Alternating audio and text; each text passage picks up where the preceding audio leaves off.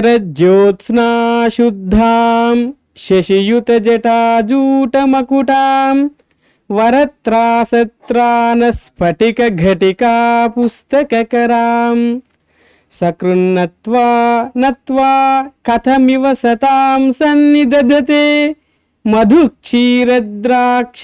मधुरिमधुरीनाः भनितयः। श्री गुरुभ्यो नमः। नमस्सभाये। भौगोलिकाधारेण कविसमयानुशीलनम् इति अस्याः कार्यशालायाः द्वितीये दिने अपराह्ने वयं समवेताः स्मः। अत्र आचार्याः सोमनाथदासवर्याः यः भवतः सर्वानपि उद्बोधितवन्तः उपमालङ्कारे कविसमयम् अधिकृत्य अद्यापि तत्र तस्मिन् विषये केचन अंशाः अवशिष्टाः इति उपमालङ्कारे कविसमयम् अधिकृत्य पुनः अस्मान् सर्वान् ते उद्बोधयन्ति। अपि च तदनन्तरं छन्दसां विषयेपि दोषानां विषयेपि भवतः सर्वानपि उद्बोधयन्ति। अतः अस्मिन् सत्रे तेभ्यः आचार्यवर्येभ्यः सोमनाथदासवर्येभ्यः स्वागतं व्याहरामः। भवन्तः सर्वेपि भोजनं कृत्वा समये समुपस्थिताः वर्तन्ते। अतः भवद्भ्यः सर्वेभ्योऽपि स्वागतं व्याहृत्य आचार्यान् प्रार्थये भवतां वाङ्मुखं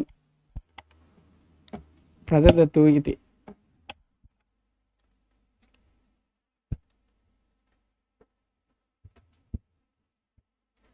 शरदिन्दु सुंदर रुचिश्चेतसि सामे गिरां देवी अपहृत्य तमः सन्ततम् अर्थानखिलान् प्रकाशयतु। महदिदं प्रमोदस्थानं यत् वयं सर्वेपि कविसम्प्रदाय सिद्धाः कवयः अग्रे गत्वा भविष्यामः इति अलङ्कारशास्त्रम् अधीत्य यदि वयं कवयः न भवामः तर्हि अस्माकम् अलङ्कारशास्त्राध्ययनम् अथवा साहित्यशास्त्राध्ययनं निरर्थकं भवति। तर्हि वयम् अस्माकं सम्प्रदाय निर्दिष्टान् नियमान् परिपाल्य भवामः इति अत्र कविसमय विषये भवतां कृते कार्यशाला इयम् आयोजिता अस्ति। विशिष्टतया भौगोलिकाधारेण इति अत्र उक्तं वर्तते। तद्विषये अहं किमपि अधिकं न वदामि। उपमालङ्कारविषये एव अधिकं किमपि वक्तव्यम् अस्ति इति मम कृते यः प्रदत्तः विषयः अस्ति तद्विषये एव उद्बोधयामि इति निश्चित्य किञ्चित् आगतः अस्मि। गतदिने उपमालङ्काराणां विषये अनेके विषयाः अनेके अंशाः अस्माभिः आलोचिताः। तेषु काव्ये अलङ्काराणां स्थानं कथं वर्तते, अलङ्कारेषु उपमा अलङ्कारस्य स्थानं कथमस्ति, उपमा शब्दं स्वीकृत्य कविचर्या शब्दं भवन्तः किञ्चित् स्मरन्तु सर्वदा। यतः साहित्यिकाः कविचर्यायामेव भविष्यन्ति। ऋषिचर्या इति अस्माभिः उच्यते। रिसर्च् शब्दः इदानीम् आधुनिक शब्दः वर्तते। ऋषिचर्यातः अयं शब्दः साम्यं भजते इति। ऋषिचर्या यथा वर्तते अस्माकं कार्यं भवति कविचर्या इति। कविसम्प्रदाये कविचर्या इति अयम् अंशः वर्तते। उपमा शब्दं स्वीकृत्य कथं कविचर्या अस्ति इति आदिर्मध्यरहितोपमा वतात् इति शब्द श्लोकं वयं श्रुतवन्तः। तदनन्तरम् उपमा कथं सर्वेषु अलङ्कारेषु प्रधानतां भजते। प्रायशः सादृश्यमूलकेषु अलङ्कारेषु उपमान वस्तु उपमेय वस्तु तदनन्तरं सादृश्यवाचकः शब्दः माने उपमावाचकः शब्दः तदनन्तरं साधारण धर्मः इति अंशचतुष्टयम् आधारीकृत्य या उपमा तत्र अस्माभिः उच्यते। सर्वेषु सादृश्यमूलकेषु अलङ्कारेषु उपमानम् उपमेयः अथवा उपमावाचकः शब्दः इति एतेषाम् उपयोगं कृत्वा कवयः काव्यानि लिखन्ति इति अस्माभिः चिन्तितं। तत्र सर्वेषु उपमेयोपमा अनन्वयः प्रतीपम् इति एतादृशेषु अलङ्कारेषु सन्देहः भ्रान्तिमान् उल्लेखः अपन्नुतिः उत्प्रेक्षा अतिशयोक्तिः तत्तत् अलङ्कार लक्षण परिशीलनं यदि वयं कुर्मः तत्र उपमान भावः अवश्यमेव भवति। अतः तत्र उपमा बीजम् अस्माभिः द्रष्टुं शक्यते।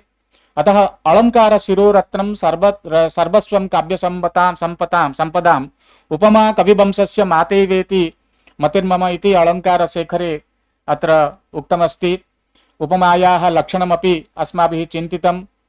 उपमा भेदाः अत्र बहुविधाः सन्ति। प्रायशः एकविंशतिभेदाः उपमायाः वर्तन्ते। एतेषां भेदानां विस्तृततया चर्चा मया अत्र न क्रियते।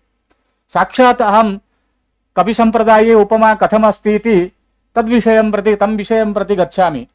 कविसमयोपमा इति अत्र विषये चिन्तयामः।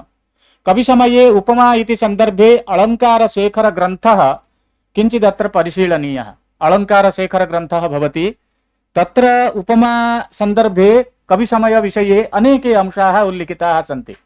यदा कश्चन कविः कामपि नायिकां वर्णयति, कमपि नायकं वर्णयति, किमपि प्राकृतिकं वस्तु वर्णयति, तदा तत् सन्दर्भे उपमितपदार्थाः के भवन्ति तद्विषये अयं तत्र ग्रन्थकारः बहुधा उल्लिखति।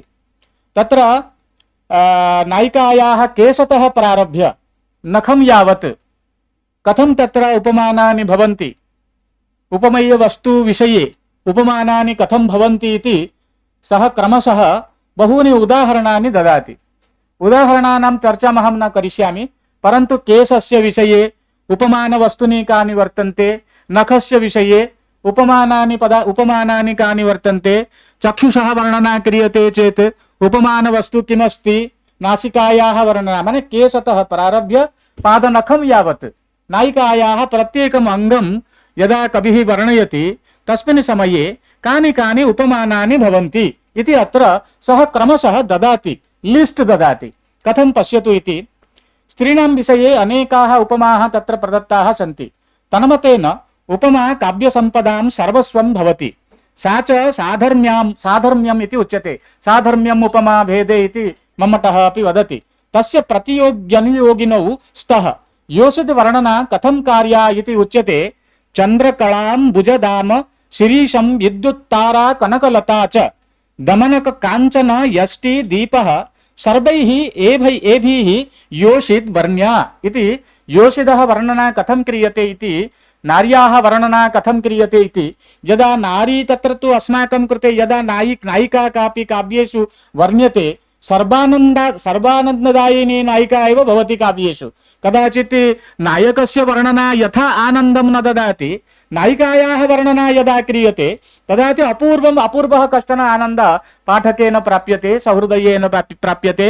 अथवा नाटकं यः पश्यति शकुन्तलामेव अधिकाधिकतया पश्यति, न तु दुष्यन्तं पश्यति। कदाचित् हीरो हीरोइन चलचित्रं चलति चेत् हीरोइन यत्र वर्तते तत्रैव कदाचित् अधिकाधिकतया मनः भवति, तत्रैव दृष्टिः भवति, चिन्तनं तदुपरि एव अधिकाधिकतया वर्तते। अतः आनन्ददायिनी रमणी, सुन्दररमणी यदा काव्येषु वर्ण्यते तदा तदर्थम् उपमाः काः भवन्ति, उपमानवस्तूनि कानि वर्तन्ते इति तस्य सौन्दर्यवर्णना सन्दर्भे के विषयाः आगच्छन्ति इत्युक्ते चन्द्रकला, अम्बुज, दाम, शिरीषपुष्पं, विद्युत्, तारा, कनकलता, दमनक, काञ्चन यष्टि, दीपः सर्वैः एभिः तत्र योषित वर्ण्या इति अत्र उच्यते। योषितः वर्णना यदा क्रियते तदा एते विषयाः एतान् विषयान् मनसि आनीय तत्तत् सन्दर्भेषु उपमानवस्तुरूपेण उपस्थाप्य वर्णना कार्या इति अत्र उच्यते अलङ्कारशेखरे। अर्थात एकस्याः स्त्रियाः वर्णना यदा क्रियते तदा चन्द्रिकायाः वर्णना साम्यं प्रदर्श्यते, पुनश्च पद्मस्य साम्यं प्रदर्श्यते। कदाचित् दाम इत्युक्ते माला, कंठे यथा माला भवति तदा तत्र तुलना क्रियते। कदाचित् सकृदेव कृतवर्णस्त्वं मुक्ता कलापः लुठसी स्तनयोः प्रियायाः बाणैः स्मरस्य कृत सतसो विनिकृत मर्म स्वप्नैः तामपि कथं न विलोकयामः इति मालायाः कदाचित् साम्यं प्रदर्श्य तत्र उच्यते उपमा संदर्भे अथवा नायिकायाः वर्णना संदर्भे इति माला विषय भवति दाम। एवं शिरीषपुष्पम् इति उच्यते। कथं कुमारसम्भवे यदा पार्वती तपश्चरणं कर्तुं गच्छति शिरीषपुष्पं सहेत पदम् इति न भ्रमरस्य पेलवम् इति। शिरीषपुष्पस्य उपरि यदि भ्रमरः गत्वा उपविशति तर्हि तत्र तस्य सहनं शिरीषपुष्पं कर्तुं न शक्नोति इति शिरीषपुष्पस्य वर्णना उपमा तत्र कोमलमती पार्वत्याः कृते दीयते। भवती तु कोमलमती अस्ति, शरीरं भवत्याः कोमलं भवति, एतादृशं कठिनं तपः कर्तुं भवती समर्था न भवति, अतः तत् तपश्चरणं मा कुरु इति तत्र पर्वतः पार्वत्याः कृते मेना पर्वतः इति पार्वत्याः कृते तत्र तपश्चरणं कर्तुं न अंगीकारवचनं न प्रयच्छन्ति। अतः शिरीषपुष्पेण साकं पार्वत्याः शरीरवर्णना क्रियते। तस्य कोमलता यथा वर्तते पार्वत्याः कोमलता अपि तथैव भवति।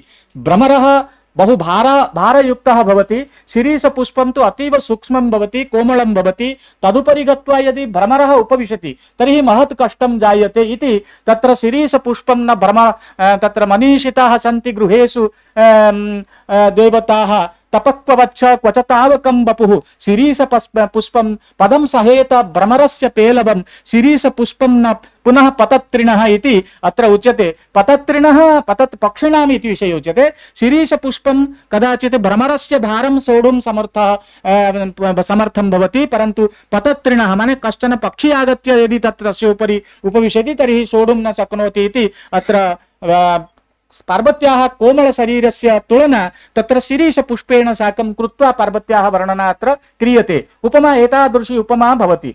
अतः यदा पार्वत्याः कस्यापि नायिकायाः कोमल शरीरस्य वर्णना क्रियते तर्हि शिरीषपुष्पमपि तत्र आनीयते। एवं विद्युत् दाम्ना साकमपि तुलना क्रियते, ताराभिः साकं तत्र कदाचित् तुलना क्रियते, कनकलतया साकं कदाचित् तुलना क्रियते। दमनकम् इति वृक्षविशेषः भवति, तेन वृक्षविशेषेण साकमपि तुलना क्रियते। काञ्चन यष्टि इति उच्यते, तत्रापि तुलना उदाहरणानि तत्र सन्ति। प्रत्येकं वस्तु आधारीकृत्य तत्र तत्र उदाहरणानि वर्तन्ते। सर्वं विस्तृततया अत्र मया न उच्यते। दीपशिखा भवति, दीपशिखा इव अपि तत्र तुलना क्रियते। एवं तत्र नायिकायाः शरीर अंगलावण्य तुलना तत्र यदा क्रियते एते पदार्थाः तत्र आगच्छन्ति कविवंशे। उपमा संदर्भे कवि संप्रदायः अयं वर्तते। तथैव तत्रैव उदाहरणानि दर्शितानि केशवमिश्रेण। शिखेव दीपस्य लतेव हैमी कलेव चान्द्री स्रगिवाम्बुजानां शिरीष पुष्पं स्मरहेम जष्टि सामे कदा लोचन गोचरः स्यात् लोचन गोचरा स्यात् इति अत्र उच्यते। सा कदा मम लोचन गोचरा भविष्यति? या एतादृशी अस्ति। शिखेव भवति, दीपस्य शिखा इव वर्तते, हैमी वर्तते, लता इव हैमी वर्तते, एवं कला इव चान्द्री वर्तते, चंद्रकला इव वर्तते, स्रगीव भवति, अंबुजानां स्रगीव वर्तते, पद्ममाला इव सदृश्यते। एवं शिरीष पुष्पं स्मरहेम यष्टि वर्तते, सा मे कदा दृग्गोचरा भविष्यति इति अत्र नायिकायाः रूपलावण्यं वर्ण्यते। तत्रैव उदाहरण रूपेण। एवं आनंद स्रोतसः उपमा रूपेण वर्णितायाः तस्याः योषितः तनोः कान्तिः वर्ण्यते। तदा कविसमय प्रसिद्धाः शब्दाः भवन्ति गोरोचना, स्वर्णः, विद्युत्, हरिद्रा, स्वर्णकेतकी इत्यादयः। तस्य तनोः वर्णना यदा क्रियते, शरीरस्य अंगवर्णना यदा क्रियते, तस्य गौरवर्णता यदा उच्यते तदा एते आगच्छन्ति। कदाचित् शरीरस्य वर्णना टी इत्यनेन साकं चाह भवति खलु, चाह भवेत् प्रेयसी इति कोऽपि वर्णनां करोति। चाह यथा वर्तते अङ्गना अपि तथैव अस्ति इति। दुग्धांगी तरला लसत् करतले चाह भवेत् प्रेयसी इति मया एव कापि कविता रचिता। तत्र गौरांगी इति उच्यते। चाह वर्णः यथा वर्तते अंगलावण्यं तथा भवति इति कविसमये एव एवं भवति। अत्र उपमा अलङ्कार प्रदीयते। दुग्धांगी तरला लसत्करतले इति। दुग्धांगी भवति इत्युक्ते चाह मध्ये अधिकं दुग्धं भवति इत्युक्ते पयोधरा इति उच्यते। माने मुख्य नायिकानां कृते, प्रधान नायिकानां, सुन्दर रमणीनां कृते दुग्धांग माने पयोधरा पयोस्पिनी इति उच्यते। एवं प्रकारेण उपमा अस्माभिः प्रदीयते। आधुनिकाः एतादृशं तत्र साम्यं प्रदर्शयन्ति। तथापि अत्र यदा प्राचीन अलङ्कारिकाणां ग्रन्थान् वयं परिशीलयामः तथा उपमा सन्दर्भे एते शब्दाः तत्र तत्र प्रयुक्ताः वर्तन्ते। माने यदा तनोः वर्णना, शरीरस्य वर्णना, शरीरकान्तेः वर्णना क्रियते। गोरोचना, स्वर्णः, तत्र स्वर्णांगी उच्यते। तदनन्तरं विद्युत् इति, विद्युत् लता भवति इति अत्र उच्यते। हरिद्रा भवति, हरिद्रायाः वर्णः यथा वर्तते तथा वर्णः भवति नायिकायाः वर्णः इति। स्वर्णकेतकी चंपा इति वर्तते। चंपाफुल पुष्पं भवति। चंपक पुष्पेण साकमपि तत्र कंपेरिजन क्रियते। ममैव कविताः काश्चन अत्र श्रावयिष्यामि अग्रे उदाहरण रूपेण। चंपा पुष्पेण साकमपि कदाचित् नायिकायाः तनुकान्तिः वर्ण्यते। तनुष भवति तव तनुशोभा इति अस्माकं कोराडा सूर्यनारायण महोदयाः भवन्ति अस्माकं विभागे एव, तेषां पितृपादाः उपमावलिः इति एकं ग्रन्थं रचितवन्तः। प्रायशः शताधिकाः श्लोकाः भवन्ति। भवति तव तनुकान्तिः इति पादपूरणं कृत्वा समस्यां मने पादांशं स्वीकृत्य शताधिकाः श्लोकाः लिखिताः। नायिकायाः तनोः कान्तिः कथं भवति इति तत्र सर्वेपि विषयाः उपमानरूपेण शब्दाः प्रयुक्ताः वर्तन्ते। उपमा संदर्भे कविवंशावळि कविवंशे के अंशाः तत्र अपेक्षिताः वा आलोचिताः सन्ति सर्वं तत्र ज्ञातुं शक्यते। अहं कदाचित् किञ्चित् उदाहरणरूपेण अत्र प्रदर्शयिष्यामि। एवं गोरोचना स्वर्णविद्युत्भिः हरिद्राभिः वराटकैः चंपकैः हेमकेतक्या वर्ण्यते तत्तनोर्द्युतिः इति उच्यते राजशेखर तत्र अलङ्कारशेखरे। तदनन्तरं कुत्रचित् तामरसेन साकमपि तनुद्युतिः प्रकाश्यते। बेतसलता समेतेन बेतसलतया अपि कदाचित् नायिकायाः साम्यं प्रदर्श्यते। डैफोडिल्स् इति वर्तते खलु, वाट्स्वर्थ महोदयानां डैफोडिल्स् इति कविता अस्ति। डैफोडिल्स् एकं वृक्षविशेषः भवति, काशतण्डी वृक्षः भवति। काशतण्डी पुष्पेण साकमपि कदाचित् वर्णना क्रियते, श्वेततां स्वीकृत्य तत्र उच्यते। एवं केशवर्णना संदर्भे तमः अंधकारः शैवालानि पाथोदः माने सागरः बरहाणि मयूरपिच्छानि यथा वर्तन्ते भ्रमराः। अत्र हेब्बर महोदयः उक्तवान् चामरं यमुना वीचिः यमुना नदी वीचिः यथा वर्तते तथा अस्ति इति वर्णना क्रियते। धारा यथा वर्तते यमुना धारा तथा अस्ति नायिकायाः गतिः इति कदाचित् केशवर्णना स्रष्टकेशः इति उच्यते। मया कविताः रचिताः अस्मिन् सन्दर्भे प्रयुज्यन्ते। एवं तमस्सैवालपाथोध बरह भ्रमरचामरैः यमुना वीचि नीलास्म नीलाब्जाभ्रैः समः कचः कचेन साकं तुलना क्रियते एतेषां पदार्थानां। यदा लला इति आरम्भं केशात् पश्यामः, केशः तदनन्तरं ललाट प्रदेशः।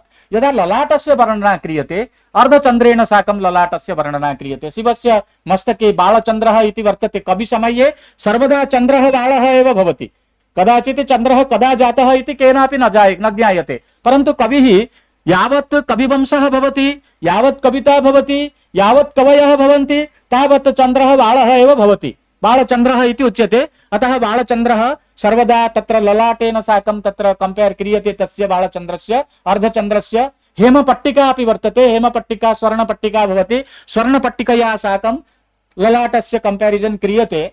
भ्रूलता तदनन्तरं ललाटात् अधः भ्रूलता वर्तते। भ्रूलतायाः वर्णना यदा क्रियते तदा कविसमये के आगच्छन्ति। भ्रमरपङ्क्तिः आगच्छति, पल्लवानि आगच्छन्ति, वीचीमाला अपि तत्र आगच्छति, श्यामलता अपि आगच्छति, स्मरधनुः अपि अत्र कंपेयर क्रियते।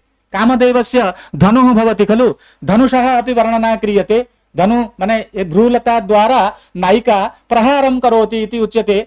भ्रूलताद्वयं माने कामदेवस्य धनुस्तुल्यं भवति। अतः नायिका कामदेवस्य नायिकायाः भ्रूलता कामदेवस्य धनुरूपेण कदाचित् आक्रमणं करोति इति नायकः कश्चन चिन्तयति। कविताः वर्तन्ते, सुन्दरकविताः। अत्र हेमपट्टिका तत्र अर्ध भ्रूलता संदर्भे स्मरधनुः वल्ली इत्यनेन साकं एतेषां वक्रिमा यथा वर्तते, धनोः वक्रिमा एवं प्रकारेण अस्ति खलु, अथैव नायिकायाः भ्रूलता वक्रिमा अपि धनुर्वत् भवति इति तत्र वक्रता प्रदर्शन संदर्भे एतेषां पदार्थानाम् उपमा दीयते उपमा संदर्भे। एवमेव कपोलवर्णना यदा क्रियते चन्द्रेण मुखस्य कपोलस्य इत्युक्ते कपोलभागः भवति, गाल जो है ना ये, इसके बारे में जब वर्णना करते हैं तो दर्पण के साथ कंपेयर करते हैं, चंद्र के साथ कंपेयर करते हैं। अत्र उच्यते चंद्रादर्शौ कपोलस्य तत्रैव राजशेखरे अलंकारशेखरे वर्णना अस्ति। एवमेव मुखवर्णना, कपोलात् संपूर्ण मुखस्य वर्णना यदा क्रियते इंदु कमल दर्पणैः साकं तत्र निःश्वासं दैवादर्शश्चन्द्रमा न प्रकाशते इति वर्तते। आदर्शस्य वर्णना क्रियते, मुखस्य वर्णना क्रियते, तत्र तदा आदर्शस्य वर्णना क्रियते, इंदोः वर्णना क्रियते, कमलस्य वर्णना मुखकमलमिति तत्र कालिदासस्य सन्दर्भे एव कविसमय प्रसिद्धः सः श्लोकः भवति। कवयः एव एतादृशं चिन्तनं कुर्वन्ति। कथम् इन्दीवर कान्ता तव मुखाम्भोजे कथम् इन्दीवरद्वयमिति मुखाम्भोजं भवति मुखपद्मं भवति तत्रापि इन्दीवरद्वयमिति कथं भवन्ति इति अत्र उच्यते। पुनश्च नेत्रयोः कण्ठवर्णना नासिकावर्णना तदनन्तरं नासिकावर्णना तिलप्रसूनेन साकं क्रियते। तिलप्रसूनं नासायाः इति अत्र उच्यते। कण्ठवर्णना यदा क्रियते कम्बुना साकं क्रियते। अहं वदामि मम श्लोकः अस्ति अहं दर्शयामि। कम्बुना शङ्खेन साकं तत्र कण्ठस्य वर्णना क्रियते नायिकायाः कण्ठवर्णना क्रियते। कण्ठ कम्बोः समस्मृतः इति अलङ्कारशेखरे। नेत्रयोः वर्णना यदा क्रियते कदाचित् मृगनेत्रेण साकं कम्पेर् क्रियते। मृगनेत्रम् इत्युक्ते तत्र मया कविसमय प्रसङ्गे भौमः कविसमयः स्वर्गीयः कविसमयः पातालीयः कविसमयः इति मया उक्तः खलु। अतः अत्र भौमाः एते पदार्थाः भवन्ति। एते पदार्थाः आकाशे न दृश्यन्ते अथवा पाताललोके न भवन्ति। भ्रमराः वा तीलप्रसूनं वा पद्मं वा किमपि भवति चेत्, परन्तु चन्द्रः आकाशे अस्ति, चन्द्रस्य कम्पेरिजन् क्रियते चेत् तत्र स्वर्गीयः पदार्थः भवति, तेन साकं तत्र कम्पेर् क्रियते। अधोर एवं प्रकारेण नेत्रयोः वर्णना मृगनेत्रं कमलं तदनन्तरं कमलपत्रं कमलपत्रेण साकमपि कदाचित् मीनेन साकं क्रियते। मीननेत्रः भवति, मीननेत्रा भवति नायिका। दोनों आंख जो हैं एक दो मछली जैसे लगते हैं, एक मछली का आकार जैसे होता है वैसे ही नेत्रों का आकार होता है, ऐसे बताते हैं। तो मत्स्येन साकं कंपेयर क्रियते। खंजरीट पक्षी भवति, खंजरीट पक्षिणा साकमपि कदाचित् नेत्रयोः तुलना क्रियते। चकोर पक्षी पक्षिणा साकं भ्रमरेण साकमिति, भ्रमरेण साकं चलापंगां दृष्टिं स्पृशसि बहुसो वे पथुमतिं रहस्याख्या इव स्मरसि मृदुकंता कर्णान्तिकचरः इति भ्रमरस्य वर्णना नायिकायाः नेत्रवर्णना यदा क्रियते कदाचित् शकुन्तलायामेव भवति खलु। अत्र वयं तत्त्वान्वेषात् मधुकरहतास्त्वं खलु कृति इति अत्र उच्यते। मधुकरस्य पुनश्च नेत्रयोः सम्बन्धः अत्र प्रदर्श्यते। परन्तु कदाचित् भ्रमरेण साकं नेत्रयोः कम्पेरिजन् अपि साक्षात् नेत्रद्वयं भ्रमरसदृशम् एव कम्पेर् कृत्वा उच्यते कविभिः। रूपकरूपेण उपमा रूपेण उत्प्रेक्षा क्रियते, कदाचित् दृष्टान्तरूपेण प्रदर्श्यते कदाचित्। एवं प्रकारेण सादृश्यमूलकाः ये अलङ्काराः वर्तन्ते तेषां सर्वेषामपि अलङ्काराणां मूले एते पदार्थाः नेत्रस्य वर्णना सन्दर्भे भ्रमरस्यापि कामदेवस्य बाणेन साकमपि कदाचित् तुलना मृगनेत्रपाथोज तत्पत्र झसखञ्जनैः नेत्रं चकोर तन्नेत्र केतकाली स्मरासुगैः अली स्मरासुगैः इति स्मरासु इति अत्र स्मरासुग एतैः साकं नेत्रस्य तुलना क्रियते इति अलंकारशेखरे उच्यते। तदनन्तरम् अधरोष्ठः, नेत्र से नीचे आएंगे नाक है, नाक के नीचे अधर और ओष्ठ। अधर किसको कहते हैं? ओष्ठ। दोनों को हम ओष्ठ नहीं कहेंगे, ऊपरी भाग को बोलेंगे ओष्ठ और नीचे को बोलेंगे अधर। ये दोनों अधर और ओष्ठों का वर्णन जब करते हैं तत्र प्रबाल के साथ कंपेयर करते हैं। बिंब फल के साथ सुकः खादति खलु बिंबफलम् एतैः उपस्थापितं। बिंबफल भोजनं करोति सुकः, रेड कलर तोंडकाई भवति खलु, दोंडकाई वा तोंडकाई इति उच्यते। दोंडकाया इति तद्वदेव बिंबफलं भवति तस्य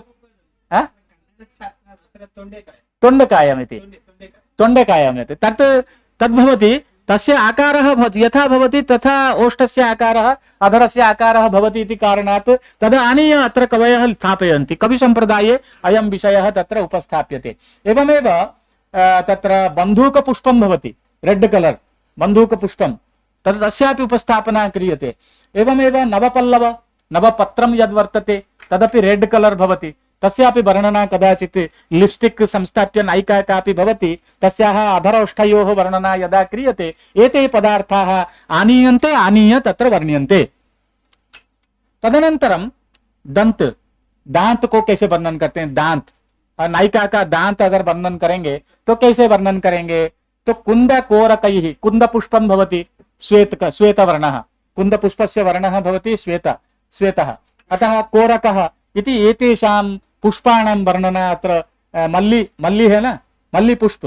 नगरेषु कांची पुरुषेषु विष्णुः, पुष्पेषु मल्ली, नगरेषु दिल्ली पुष्पेषु मल्ली, कविषु कवि कालिदासः इति उच्यते। पुरुषेषु विष्णुः कवि कालिदासः इति उच्यते। पुष्पेषु मल्ली पुष्पं भवति। मल्ली हम नायिका धारण करते हैं, तत्र केस में धारण करते हैं, व्हाइट कलर का। मल्लिका इति भवति खलु, नवमल्लिका। तो दांतों का वर्णन करने के समय मल्ली पुष्प को लाते हैं और मल्ली पुष्प का वर्णन करते हैं। तो इस तरह से देखो, ये नायिका नहीं, इसके नहीं, छोड़ो, अभी मल्ली पुष्प का कभी कभी वर्णन करते हैं। इस तरह से जब वाणी का वर्णन करते हैं, कुछ बोलती है नायिका, तो कैसे लगती है, तो कहते हैं हंस भ्रमर सुख किन्नर वेणु कोकिल वीणा स्वनैः साकं नायिकानां वाणीस्वनः तत्र उपमीयते इति अत्र अलङ्कारशेखरे एतेषाम् उदाहरणमपि वर्तते। सर्वेषामपि एकैकशः उदाहरणानि तत्र वर्तन्ते। अत्र समयः नास्ति इति कारणात् केवलम् एते लिस्ट एव मया उच्यते। तदनन्तरं बाहोः, अब नीचे आएंगे, बाहु, दोनों बाहु का वर्णन करते हैं। तो कैसे, कमल नाल, पद्मपत्र का नालिका, पद्म पुष्पस्य नालिका भवति खलु, अतीव माने किं कृशवत् भवति। नायिकानां पुरुषाणां बाहुः भवति चेत गजबाहुः इति उच्यते, लेकिन नायिकाओं का अगर बाहुओं का वर्णन करेंगे तो थोड़ा सा कृश बताएंगे। लता के साथ लतावत् बाहुद्वयं भवति इति, अथवा पद्मनालिकावत् बाहुद्वयं भवति इति तत्र कवयः वर्णयन्ति। एवं विद्युता साकं, विद्युत् अपि यथा भवति, विद्युत् काञ्ची यथा वर्तते तथा लतया नालिका इति अत्र नालिकया साकं बाहोः तुलना क्रियते। एवं हस्तयोः तुलना कमलेन साकं पल्लवेन साकं च क्रियते। एवं नखकान्तिः, नख का वर्णन जब करते हैं तो नख का वर्णन कैसे करते हैं, कहते हैं चंद्रकलया, चंद्रकला के साथ व्हाइट कलर बताते हैं। आप दुनिया लोक पढ़े होंगे, दुनिया लोक में जब नृसिंहावतार का वर्णन किया जाता है, क्या है बता सकते हैं? दुनिया लोक पढ़े होंगे साहित्य वाले, आप बताओ। स्वेच्छा,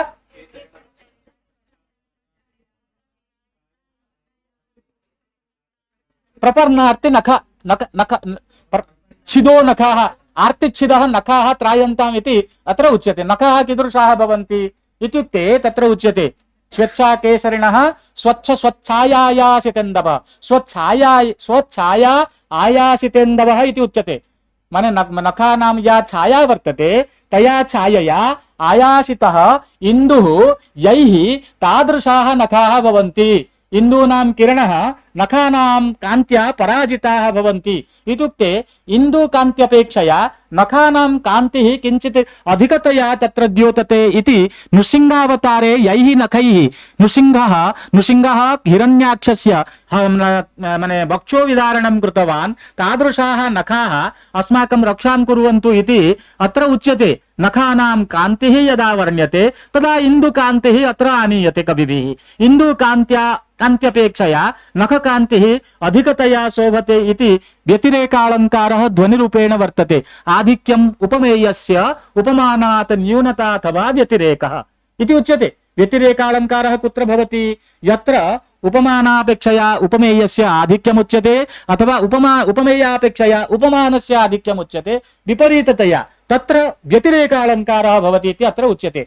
अतः अत्र नखकान्तिः चन्द्रकान्त्यपेक्षया अधिकतया वर्ण्यते इति अत्र व्यतिरेकालङ्कारः ध्वनिरूपेण अस्ति इति कदाचित् टीकाकाराः वदन्ति। परन्तु नखकान्तिः अत्र यदा वर्ण्यते तदा अन्या कापि कान्तिः न आनीता अत्र कविना, परन्तु चन्द्रकान्तिः एव अत्र आनीता।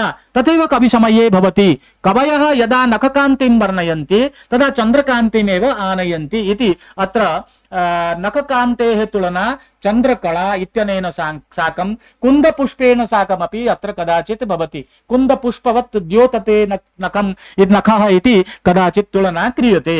एवमेव उरोः तुलना, उरुद्वयस्य तुलना यदा क्रियते गजशुण्डेन, दोनों जंघा है ना, जंघ का जब कंपैरिजन करते हैं, वर्णना करते हैं तो कदल माने किम उच्यते, कदली रंभोरुः इति उच्यते। कदली रंभोरुः इति उरुद्वयं यदा वर्ण्यते तदा गजशुण्डोरुः इति उच्यते। नायिका गजशुण्डोरुः इति अस्ति, अर्थात् नायिकायाः उरुद्वयं गजशुण्डवत् भवति इत्युक्ते आरंभे किंचित् स्थूलरूपेण वर्तते, तदनन्तरं पादं यावत् किंचित् सूक्ष्म रूपतां प्राप्नोति इति। गोपुच्छाग्र समाग्रम तो इति उच्यते।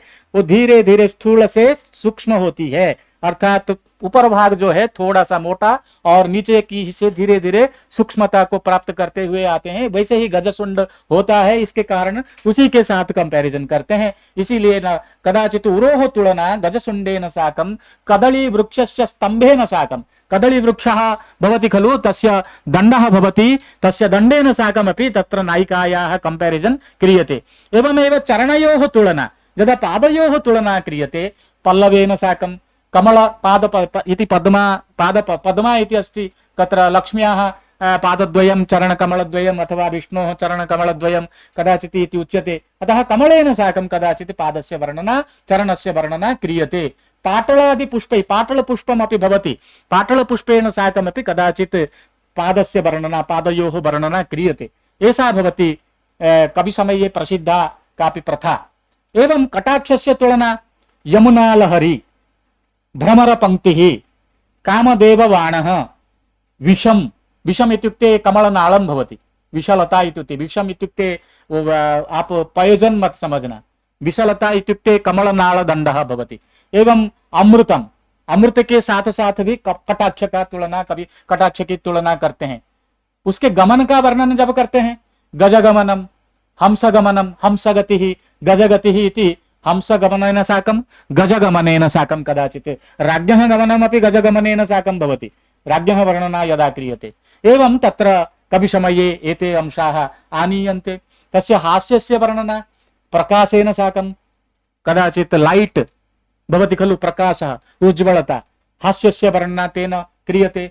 चन्द्रेण साकं, कदाचित् पुष्पेण साकं, पुष्पस्य यथा माने विकासः भवति, उन्मोचनं भवति, तदा हासः भवति इति, उन्मोचन युक्तः हासः भवति इति वदन्ति। कदाचित् फेनं भवति, फेनेन साकमपि कदाचित् उच्यते, कुमुदेन साकमपि कदाचित् कंपेयर क्रियते। एवं प्रकारेण भवति। यदा नाभिप्रदेशस्य वर्णना क्रियते, नाभि, तदा रसातलस्य वर्णना क्रियते। बहु गभीर नाभि होती है नायिकाओं की नाभि। इस तरह से आवर्तः इत्युक्ते व्हील पोल भवति खलु, आप नदी में जहां भौरे होते हैं, वो भौरों के साथ कंपैरिजन करते हैं, आवर्त के साथ नाभि प्रदेश का वर्णन करते हैं। ह्रद के साथ करते हैं, ह्रद जानते हैं ना, लेक, ह्रद जानते हैं, ह्रदेन साकं नाभि प्रदेशस्य कंपैरिजन क्रियते। ह्रदः इत्युक्ते कदाचित् प्रवाहमानः जलविशेषः भवति, नदी भवति, नद्याः कश्चन अंशविशेषः भूमिभागं प्रति प्रविशति, तत्र तु जलं स्थिरं भवति, तत्र जलं यथा स्थिरं भवति सः प्रदेशः ह्रदः इति उच्यते। तत्र नद्या साकं तस्य अंशस्य योजनं भवति, नदी के साथ वो जुड़ा हुआ होता है, लेकिन नदी नहीं होता, उसमें जल प्रवाहित नहीं होते हैं, जल स्थिर होते हैं।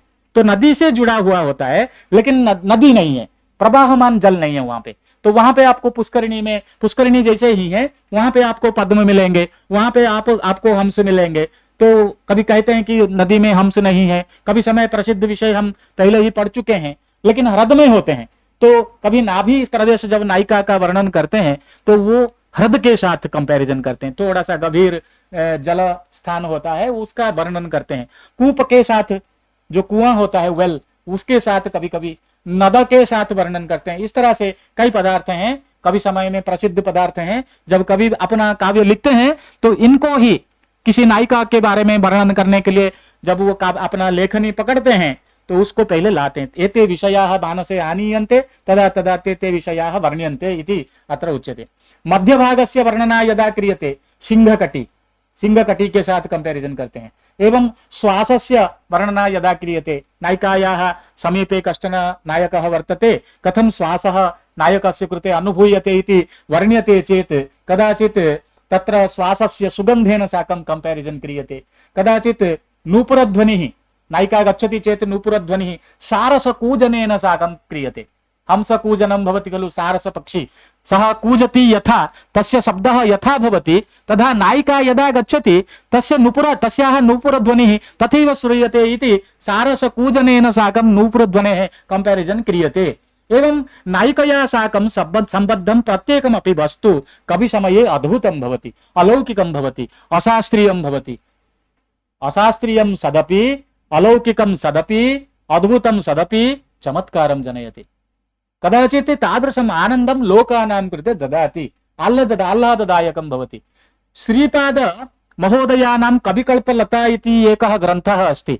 कविसमयविषये अनेके ग्रन्थाः सन्ति, केवलम् एते ग्रन्थाः न सन्ति, अनेके ग्रन्थाः सन्ति, प्रसिद्धाः ग्रन्थाः, अप्रकाशितरूपेण मातृकारूपेणापि अनेके ग्रन्थाः वर्तन्ते। ते सर्वेपि ग्रन्थाः प्रकाशनीयाः, तस्य अनुसन्धानयोग्याः वर्तन्ते। यदा श्रीपादमहोदयाः कविकल्पलतायां लिखन्ति कथं व्यन्याः सर्पासि भृङ्गाल्यो धम्मिल्लस्य विधुन्तुदः सीमन्तस्याध्वदण्डौ च भ्रुवोः सर्पकृपाणकौ दन्तस्य जीरकाग्नेया मदिरा कुमुदं दृशोः जिह्वायाः त्वञ्चलो दोला नासायाः पाटली तथा वल्लरी लहरी पाशः शाखा बाहुद्वयस्य च प्रबाल शाखा वा अंगुल्यः। अंगुली का वर्णन जब करते हैं ना, तब भी वहां पे वो मृणाल नालदंड के साथ करते हैं। तो इस तरह से प्रबाल शाखा वा अंगुल्यः पल्लवस्य नखस्य तु रक्त पुष्पाणि नाभ्यास्तु विवराम्भोरुहे समे वीची सोपान निस्त्रिण्याः त्रिवल्या इति च स्त्रियां। नाभि के ऊपर माने ऊपर त्रिवली रहती है, माने तीन ऐसे माने चमड़े का थोड़ा थोड़ा त्रिवली कहते हैं उसको, नायिकाओं के नाभि के ऊपर आपको देखने के लिए मिलेंगे। आप कुवलयानंद पढ़ेंगे तो अद्भुत अद्भुत रसानंद देने वाले अनेक विषय वहां पे हैं। नायिका का मुख का वर्णन, फिर नीचे वक्षस्थल का वर्णन, फिर वहां पे त्रिवली का वर्णन, फिर नाभि का वर्णन, कितने सुंदर ढंग से कवि करते हैं। कवि समय में ये प्रसिद्ध है, कोई दूसरा व्याकरण शास्त्रज्ञ नहीं लिखेगा, ये सब हमारे संप्रदाय के ये विषय हैं। तो प्रबाल शाखा, ये वीची सोपान निस्त्रेण्याः त्रिवल्या इति च स्त्रियां पुंसां तु वृषरक्ताक्ष स्कन्धौ स्कन्धस्य सन्निधौ भुजौ वज्रस्य गमनम् उक्ष्मणाम् इत्याभिकीर्तितम् इति एवं प्रकारेण अनेके तत्र विषयाः नारीणां चर्मने शरीर अंगलावण्य वर्णना संदर्भे कविसमये प्रसिद्धाः अनेके विषयाः तत्र वर्तन्ते। इदानीं केचन तत्र कविसमये प्रसिद्धाः केचन श्लोकाः मया अत्र उच्यते। ममैव रचनाः भवन्ति। अत्र कविसमये उपमायाः उदाहरणानि पश्यामः, अधिकं समयं न स्वीकरोमि। ममैव रचना अस्ति। मया प्रेयसी प्रासपङ्क्तिः इति पद्यावलिः रचिता। तत्र प्रत्यक्षरम् आरभ्य माने आधारीकृत्य अकारात् प्रारभ्य क्षकारं यावत् वर्णावलिम् आधारीकृत्य प्रत्येकं पद्यं तत्र अस्ति। अकारे अस्ति, आकारे, ईकारे, ईकारे, उकारे, ऊकारे इति एवं तत्र णकारेपि वर्तते, ठकारेपि वर्तते। ठकारे कदाचित् शब्दः नास्ति, तथापि ठं ठं शब्दम् इति कृत्वा मया तत्र श्लोकः रचितः। तेभ्यः केचन श्लोकाः मया कथं कविसमये प्रसिद्धाः अंशाः तत्र स्वीकृताः इति अत्र प्रदर्श्यते। आकृष्ट्या कैरवाङ्गं स्फुरति सलिलजं चन्द्रबिम्बप्रभायाः लोहो यस्कान्तकर्षात् उपसरति पुनर्भानुना कृष्टपद्मम् चन्द्राङ्ग्याः भानुदीप्तेः भवति नयनयोः चुम्बकाकृष्टशक्तिः किं मे चेतस्तथा किं हृदय सरसिजं नेत्रयुग्मं च किं वा इति अत्र श्लोकः अस्ति। आकृष्ट्या कैरवाङ्गं, कैरवपुष्पम् अस्ति, पद्मपुष्पम् अस्ति, कैरवपुष्पं, वाटर् लिली मया गतदिने उक्तम्। इत्युक्ते आकृष्ट्या कैरवाङ्गं स्फुरति सलिलजं चन्द्रबिम्बप्रभायाः। चन्द्रबिम्बः अस्ति खलु, चन्द्रस्य सम्बन्धः कैरवेण साकं भवति। कैरवस्य विकासः कदा भवति? यदा चन्द्रस्य उदयः भवति, यदा रात्रिकालः भवति तदा एव कैरवं विकसति इति उच्यते। वाटर् लिली रात्रौ एव विकसति, न तु दिवाकाले। चन्द्रः यदा आगच्छति तदा एव। चन्द्रस्य आकर्षणेन यथा कैरवाङ्गं विकसति, कैरवपुष्पं विकसति, तथा मम किमपि विकसितं भवति इति अत्र मया उच्यते। एवमेव लोहो यस्कान्तकर्षात् उपसरति पुनः। लोहः अयस्कान्तस्य आकर्षणेन आकृष्टं भवति। लौहं, लोह पदार्थः अस्ति खलु, लोहा, आयरन किसके आकर्षण में आता है? वो चुंबक के आकर्षण में आता है। चुंबक के पास लोह पदार्थ को रखेंगे तो वो आकर्षित हो जाएगा, है कि नहीं? वो खींचे चला आ जाएगा।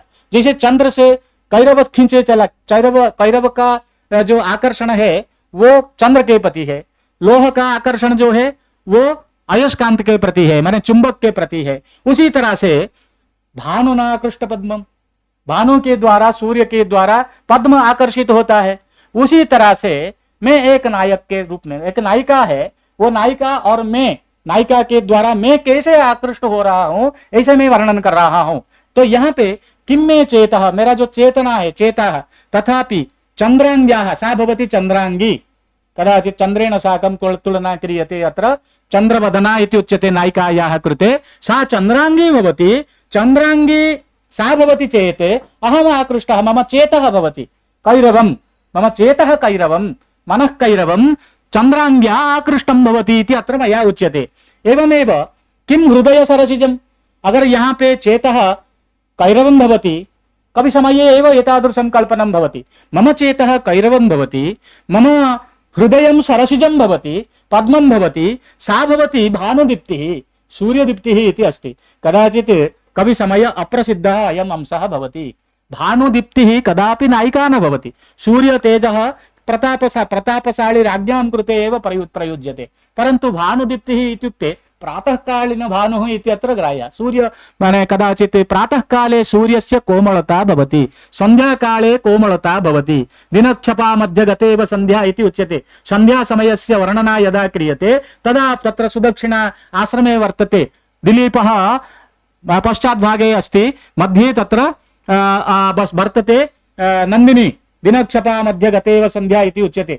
दिनं भवति, दिवसः भवति दिलीपः, क्षपा भवति रात्रिः सुदक्षिणा, एवं संध्या भवति नन्दिनी, रात्रिकालः अग्रे वर्तते, दिवसकालः पश्चादस्ति, मध्ये संध्याकालः वर्तते, संध्याकालस्य वर्णना नन्दिन्या साकं क्रियते, नन्दिन्याः कोमलता तत्र वर्ण्यते, संध्याकाले अरुणिमा, सूर्यस्य अरुणिमा अत्र वर्ण्यते। अतः भानुदीप्तिः इत्युक्ते प्रचंड दीप्तिः अत्र न ग्राह्य, अपि तु कोमल दीप्तिः अर्थात कोमल प्रकाशः, प्रातःकालीन प्रकाशः, संध्याकालीन प्रकाशः अत्र ग्राह्यः, संध्याकालः यथा वर्तते तथा। एवं भानुदीप्तिः इत्युक्ते संध्याकाल दीप्तिः यथा सूर्यस्य वर्तते तथा नायिकायाः दीप्तिः अस्ति।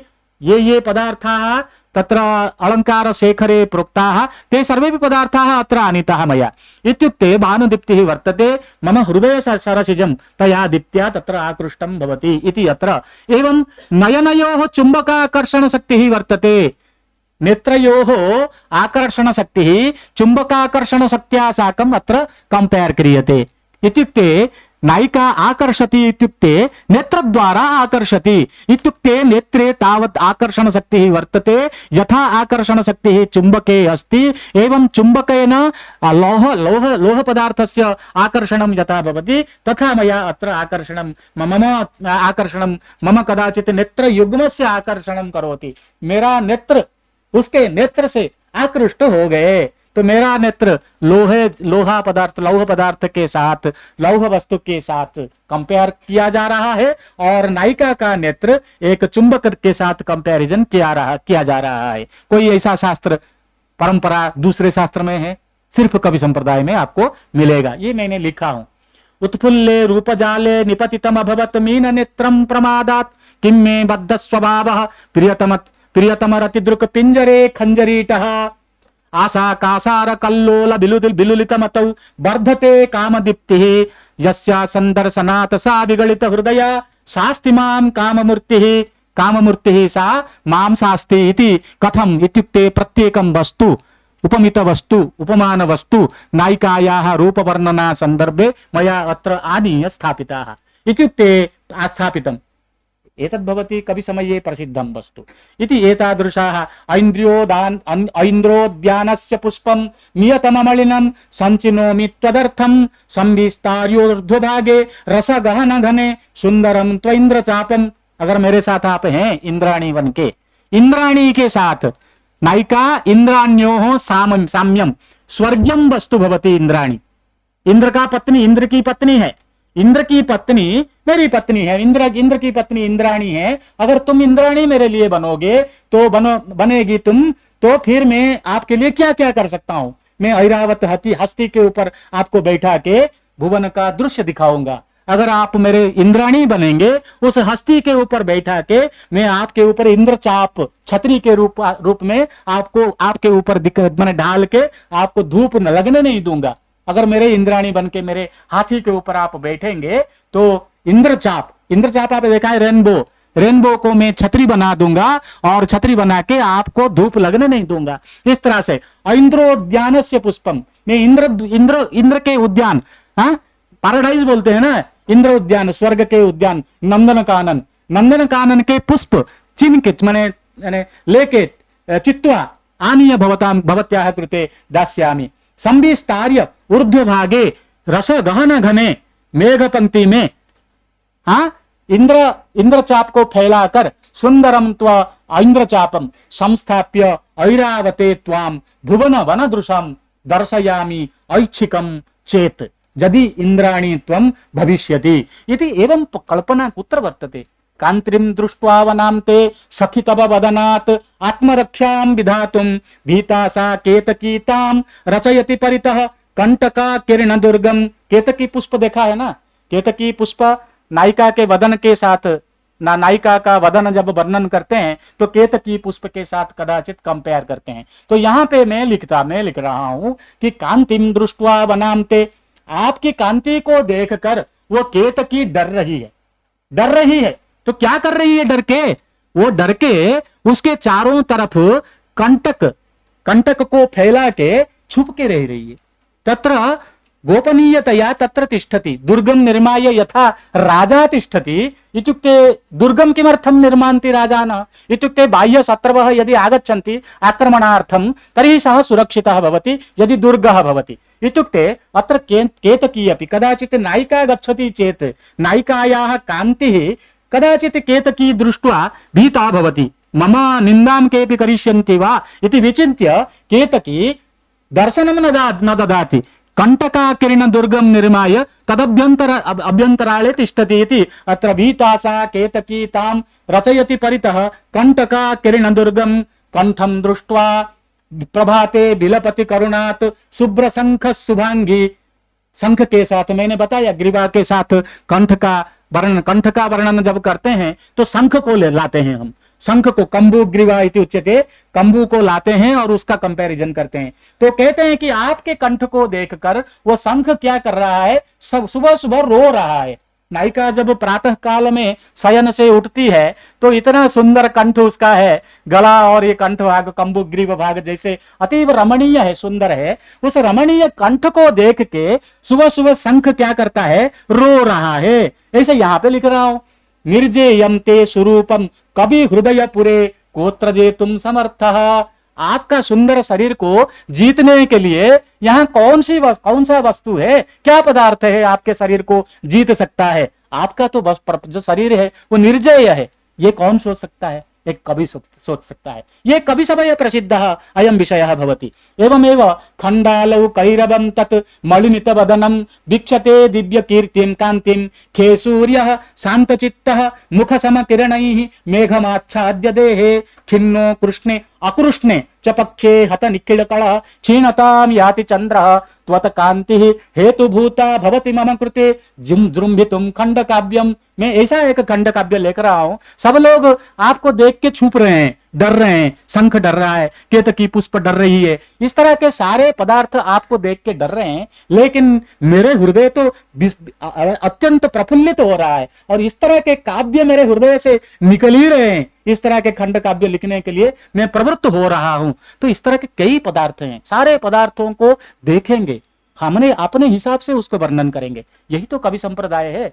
हम देखेंगे सब पदार्थ, मयूर को देखेंगे, हरिण को देखेंगे, सारे वन में पदार्थों को देखेंगे, पुष्पों को देखेंगे। कितने पुष्पों का उदाहरण उन्होंने दिया, कितने पशुओं का उदाहरण दिया, कितने पक्षियों का उदाहरण दिया, लेकिन उन पक्षियों में हम अपने नायिका को देखेंगे। उन पक्षियों के गति में, पक्षियों की गति में, स्वन में, रव में, ध्वनि में, सब कुछ हम अगर कुछ देख सकते हैं तो हम देख सकते हैं, कवि देख सकता है। कवि संप्रदाय में ही ये सिद्ध है, उसमें सब कुछ देख सकते हैं। ये तो कपोत के बारे में नहीं बताया, मैंने भी कपोत के बारे में एक लिखा हूं, जिल्ली कंठा यथा खे जिल्ली कंठा भवति खलु जिल्ली कंठा आकाशे यदि भवति तर्हि झाटिकांतर्गतम किमपि लघु पदार्थः कोऽपि भवति चेत् द्रष्टुम शक्नोति। दूरात् आकाशमार्गात् झिल्लीकंठा कबूतर जो है छोटे से थोड़ा सा वो सरसों की दाना होगी ना उसको देख सकती है झिल्लीकंठा, तथा उसमें सामर्थ्य है। अरे मेरी धर्मपत्नी, अगर मेरी पत्नी कोई भी रमणी है, उसमें ऐसी दृष्टि है, परिवार के दूर में आने वाले सारे जो भी विपत्तियां हैं उसको दूर से देख सकते हैं। जो धर्मपत्नी होते हैं, जो परिवार कुशली होते हैं, वो पत्नी, वो रमणी झिल्ली कंठा के तरह है, कबूतर के तरह है। तो कबूतर के तरह कैसे हुए वो? कबूतर जैसे दूर से झाटिका में, माने गहन झाटिका में, माने चारों तरफ बुश है, कोई कुछ आप ऊपर से देखेंगे तो कुछ नहीं दिखेगा, लेकिन कबूतर ऊपर से उड़ रही है, कबूतर झिल्ली कंठा अगर ऊपर से उड़ रही है तो नीचे से सब कुछ वो देख सकता है, दे सकती है। इस तरह के वर्णन कबूतर को भी हम लाते हैं। किसी पक्षी को हम नहीं छोड़ेंगे, किसी पदार्थ को हम नहीं छोड़ेंगे। माने पृथ्वी में जितने पदार्थ हैं सारे पदार्थों को खींच के हम अपने काव्य में स्थान देंगे। यही तो हमारा काम है, ये तो कवि का काम है, यही तो कविचर्या है, यही कवि समय है। इस कवि समय को हम लाके अपना काव्य लिखना है, तब जाके हम प्रसिद्ध प्राप्त कर सकते हैं। इस तरह से कई एलापर्णी जानते हैं ना, लाजकुली लता, लाजकुल लता स्पर्श इति उच्यते। वो आप उसको ऐसे स्पर्श करेंगे तो झटिति वो क्या होता है, वो बुझ जाती है वो लता, लेकिन आप उसको छुएंगे तो वो ऐसे बंद हो जाता है, उसका पत्र जो है वो बंद होता है। उसको लाजकुल माने लज्जाकुल इति वर्तते, लज्जाकुल लता इति उच्यते। लज्जया माने किंचित स्पर्शमात्रेण कश्चन पुरुषः मनुष्यः यदा गत्वा स्पर्शं करोति तदा झटिति तत्र तस्याः एवं प्रकारेण मुकुलता तत्र किम् उच्यते, निमीलतम तत्र बन्धः भवति इति। एलापर्णी कथं नायिकया साकं कंपेयर क्रियते, अत्र मया श्लोकः लिखितः। एलापर्णीव लज्जामनुभवसि रतौ स्पर्शनात् स्पन्दिदेहे संकुच्याम्लानवक्त्रे विसरसि तरसा पंचपादाब्जपंक्तिं विश्वस्य स्फीतनेत्रे कलयसि मनसा प्रीतिचित्रं मदीयं कामे संकोच भीतिः प्रसरणपदता भूषणं जातलज्जम्। जबकि कोई नायक किसी नायिका को एकांत में स्पर्श करता है तो नायिका क्या करता है, ऐसे बॉडी संकोचन करके थोड़ा सा आगे चली जाती है, ठीक है ना। ये एक काम समय का विषय है। तो इसी तरह से जैसे कोई नायक नायिका को स्पर्श करते ही थोड़ा बॉडी को वो सिंकोड़ लेती है, उसी तरह से एलापर्णी लता भी उसको स्पर्श करेंगे तो वो भी अपने बॉडी को सिंकोड़ लेती है। तो इस तरह के वर्णना कवि समय प्रसिद्ध वर्णना यहाँ पे बहुत से ऐसे उदाहरण मेरे काव्य में हैं, सब कुछ यहाँ बता नहीं सकता हूँ आपको। चांपेया चंपा पुष्प के साथ चांपेया चंचलाभा सुरभि सुवचनैः स्नेह सौंदर्य पुष्पैः चंदन्ती चंद्रकांत्या हतमति रजनी तामसं नाशयन्ति चित्कासारे। कासारस्य तुलना, कासारः इत्युक्ते चिदः वर्णना क्रियते चेत् कासारस्य पुष्करिण्याः तुलना क्रियते। हंसः भवति चिदा किं चित् पुष्करिण्यां हंसः मानस हंस क्रीडनमिति दर्शनशास्त्रेष्वपि प्रसिद्धः, योगदर्शने प्रसिद्धः विषयः अस्ति। चित्कासारे प्रभाभिः सुखसित कुमुदं चेष्टया भासयन्ति हृतचाञ्चल्यं स्थिरं तत् कुरु सखी कविता प्रासपंक्तिं विधातुम। मेरा मन चंचल हो रहा है, आप थोड़ा सा मेरे दिमाग में आ जाइए, आपके चित्र को मेरे आभास पटल में दिखाइए और मेरा मन स्थिर हो जाएगा और मैं काव्य को लिख सकता हूं। प्रातर्वातीह वातः किशलय लतिका यौवनोन्मत्त चित्तः। अभी पवन बह रहा है, क्यों बह रहा है? कहता है कि किशलय लतिका यौवनेन मत्त चित्तः भवति अयं वातः। कवि लिख सकता है भाई, और कोई नहीं लिख सकता। ये कवि समय प्रसिद्ध। मुग्ध स्रोतस्विनीनाम कళकళ लहरी स्रस्त केशानुरक्तः। अभी बोलते हैं कि केशों का वर्णन करते हैं तो लहरी के साथ कंपैरिजन करते हैं। तो लहरी कैसे हैं? जैसे कोई नायिका अपना केश जो है मुकुलित करके बैठी है, वैसे ही ये लहरी फैल रहे हैं। नदी की लहरी जो है एक नायिका के मुक्त केश के साथ कंपेयर किया जाता है। तो ऐसे उत्पीड्य प्राणघाती प्रणय कलिकया प्रेयसी प्रीति पाशैः बद्धा मां वर्धयन्मे समा सुरभि चित्त तारुण्य तृष्णाम। इस तरह के कई पद्य हैं। तो यहाँ पे सब कुछ तो बता नहीं सकता हूँ। यहाँ एक देखो, एक हिंदी फिल्म में आप देखा होगा, ये 1940 लव स्टोरी फिल्म देखा है। यहाँ कैसे उपमाओं को उन्होंने कवि दिया है। ये गीत आपको सुनाना चाहता हूं ताकि आप थोड़ा एंटरटेन करें और आप कवि बनेंगे तो इस तरह के उपमाओं को आप ला सकते हैं। कवि समय प्रसिद्ध है। आप इसको चलाइए, थोड़ा सा सुनाइए। सुनाइए भाई, 5 मिनट का है वीडियो, सुनाएंगे फिर बंद करेंगे, हो गया। साउंड है? जैसे क्या? थोड़ा साउंड दीजिए, हंसिए मत। देखिए, कवि के भाव को समझिए, this is not a joke. आप कविता पढ़ रहे हैं, आप हंसना नहीं है, श्रृंगार पढ़ेंगे, सब कुछ पढ़ेंगे ना।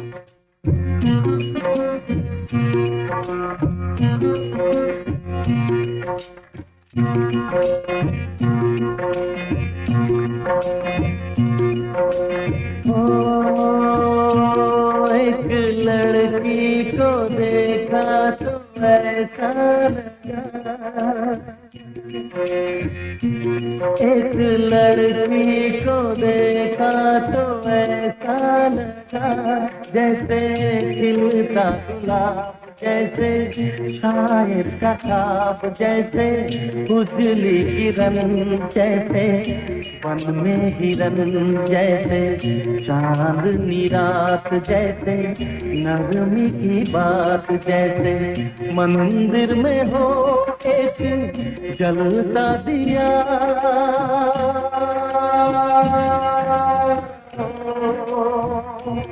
एक लड़की को देखा तो ऐसा लगा।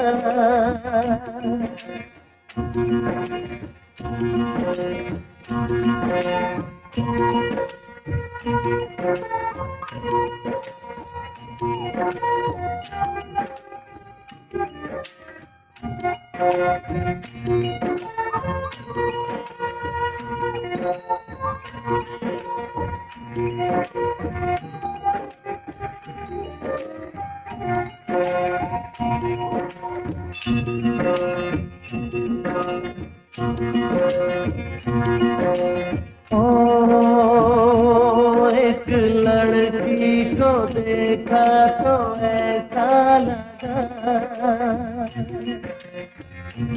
एक लड़की को देखा तो ऐसा लगा, जैसे सुबह का रूप, जैसे सर्दी की धूप, जैसे बीना की तान, जैसे रंगों की जान, जैसे बल खाए बेल, जैसे लहरों का तेल, जैसे खुशबू लिए आए ठंडी हवा,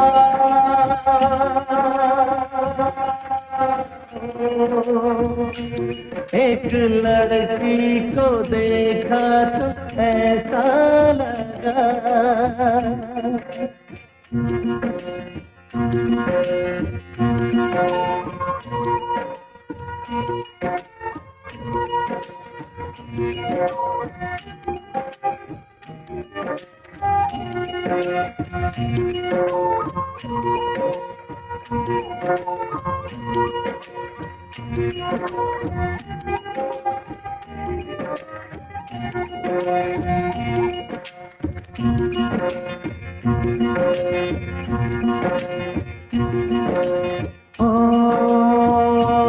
एक लड़की को देखा तो ऐसा लगा, एक लड़की को देखा तो ऐसा लगा, जैसे नाचता मोर, जैसे रेशम की डोर, जैसे परियों का राग, जैसे कंदल की आग, जैसे शोला सिंगार, जैसे रस की फुहार, जैसे आहिस्ता आहिस्ता बढ़ता नशा,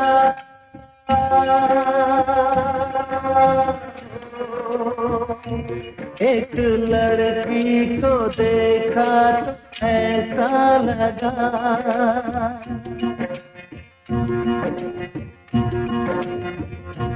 एक लड़की को देखा तो ऐसा लगा।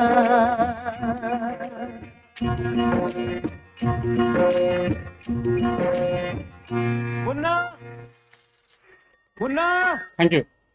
थोड़ा मुन्ना, तो एवं प्रकारेण पश्यतु, नारायण बाबू भवन्तः साहित्यिकाः भूत्वा यदि प्लेब्याक् सिंगर् रैटर् न भवन्ति, सिंगिंग साङ्ग् रैटर् न भवन्ति, कश्चन कविः लिखितवान् तत्र चलचित्रे कश्चन कविः एव एतादृशं चिन्तनं कृत्वा लिखितवान्।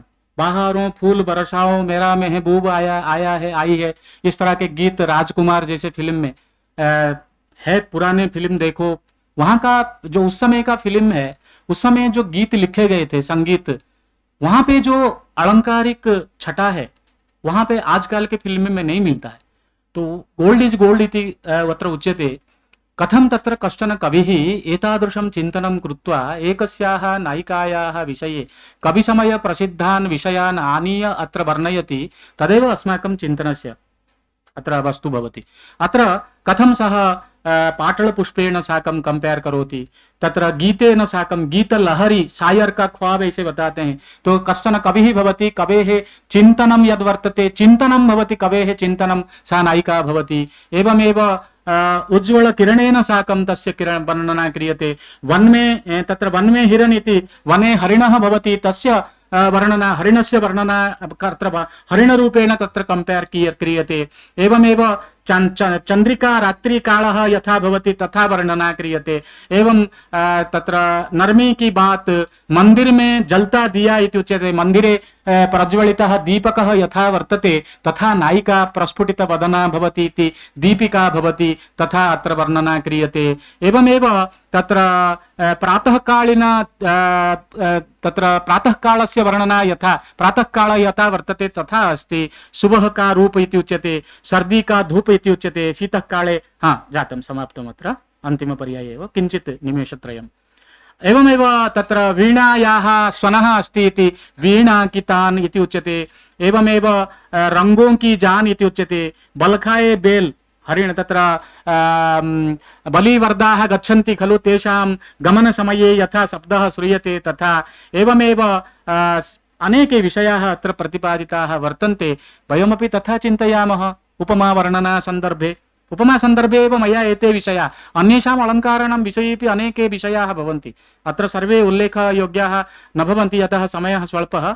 अतः अन्ते किञ्चित् कविसमयविषये एतद् उच्यते।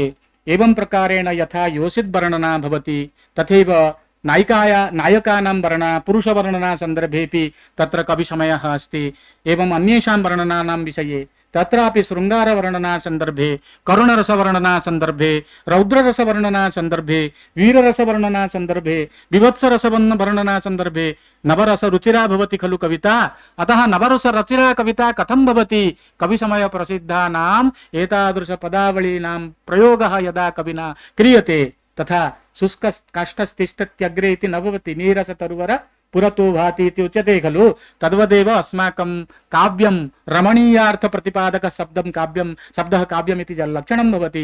तत्र रसात्मकं वाक्यं काव्यं यत् लक्षणं भवति तदा तदा सफलतां प्राप्स्यति इति। उपमावलिः अस्माभिः स्वीकरणीया, तदाधारेण काव्यस्य रचना अस्माभिः क्रियते चेत् सुन्दरं भवति। अस्माकं काव्यरचना धारा सुन्दरी भवति इति अत्र उक्त्वा विरमामि विस्तरात्। अधिकं समयं स्वीकृतवान् इति हेतोः सर्वेषां कृते अहं किञ्चित् क्षमां याचे। उपमालङ्कारे कविसमयः इति अंशं स्वीकृत्य स्वरचित ग्रन्थे विद्यमानाः बहवः श्लोकाः तैः उदाहृताः, अपि च भवताम् उत्साहवर्धनार्थं चित्रे विद्यमानं गीतमपि दर्शितवन्तः।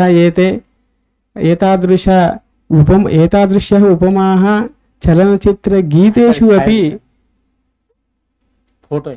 बह्व्यः भवन्ति। अतः अत्र तादृश कविसमयः उपमालङ्कारे कथं भवति इति सम्यक् आचार्यैः वामुखं प्रदत्तं वर्तते। अतः तेभ्यः आचार्येभ्यः सोमनाथदासवर्येभ्यः धन्यवादान् समर्पयामः। पुनः अनन्तरं सूर्य हेब्बार् महोदयस्य अधुना वाङ्मुखं भवति। तदनन्तरं पुनः एतेषां छन्दसां विषये, दोषानां विषये पुनः एकं व्याख्यानं भविता। सम्प्रति सूर्य हेब्बारस्य व्याख्यानं भवति। अतः सूर्य हेब्बार् महोदयं अत्र आह्वयामि।